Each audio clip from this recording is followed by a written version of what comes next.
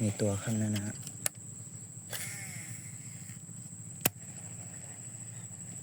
กัดครับไม่อยู่ข้างนั้นนะ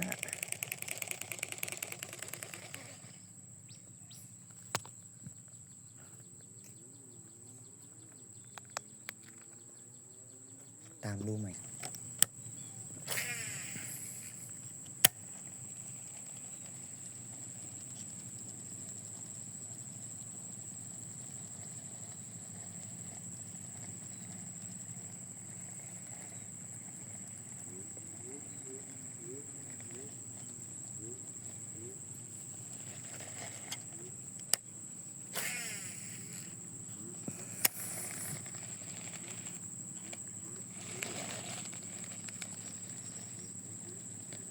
กัดครับ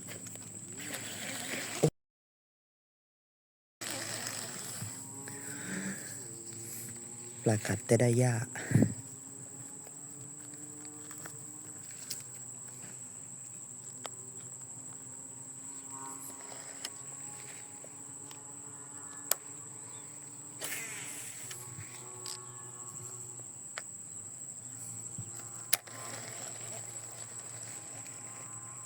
ตามครับ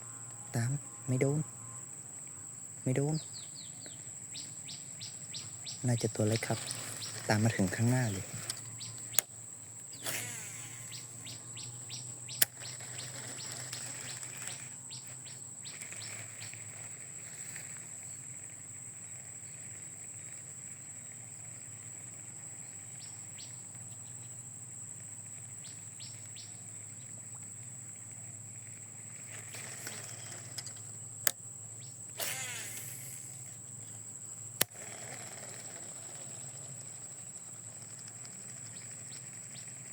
นั่นตรงนั้นก็มีตัวอีก